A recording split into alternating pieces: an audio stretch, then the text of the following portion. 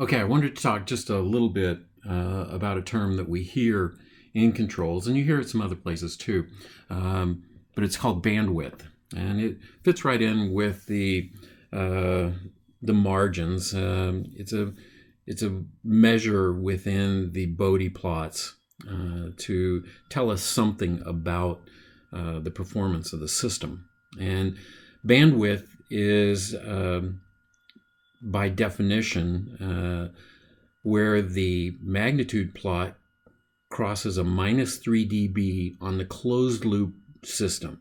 Okay. Now, remember, the gain margin, phase margin only make sense with the open loop system. The bandwidth is for the closed loop system. Okay. And by definition, it is where the magnitude plot crosses the minus 3 dB line. That is the bandwidth. We read the frequency at that point, and that's the bandwidth. And it tells us how fast the system is, how good it is. You hear this all the time.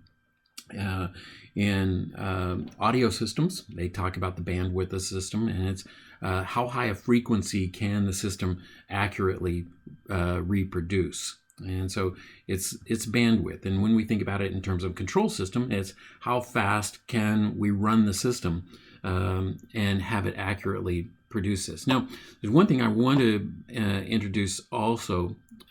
Before I get into that, I want to point this out because there's a lot of gaming and selling that goes on with bandwidth. Bandwidth is not a very precise measure of a system's performance. Okay, if you got an audio person trying to sell you an audio system and they're touting the bandwidth of the system, be very suspicious because while it is a measure, it can be manipulated and it actually doesn't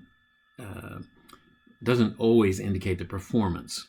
If you're comparing apples to apples, it's something, but a lot of people don't compare apples to apples. They manipulate the readings, and you can. And so be very careful about bandwidth.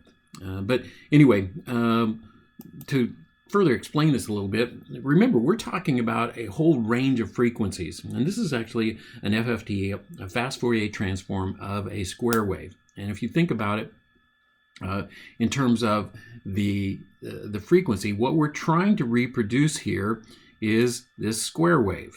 Okay, we're reproducing this square wave. Let me do that a little bit better.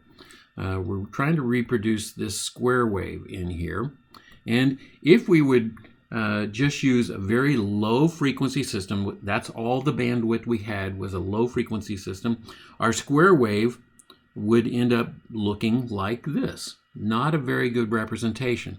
But if we take and can up the bandwidth a little bit and have a higher frequency, a little bit higher frequency, we can add those together and end up with something that looks like this green line in here. Okay, a little bit better. If we can do yet another higher frequency, we can, and a higher frequency and a higher frequency, we can add those together in a correct way and more correctly replicate our square wave.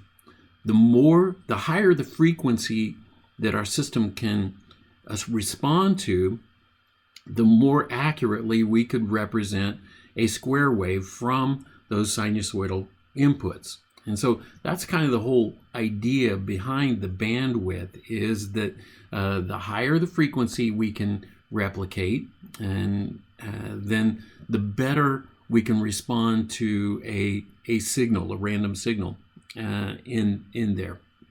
And so we want more bandwidth with our system, and but be careful about it. And remember, gain margin, phase margin for the open loop, bandwidth for the closed loop.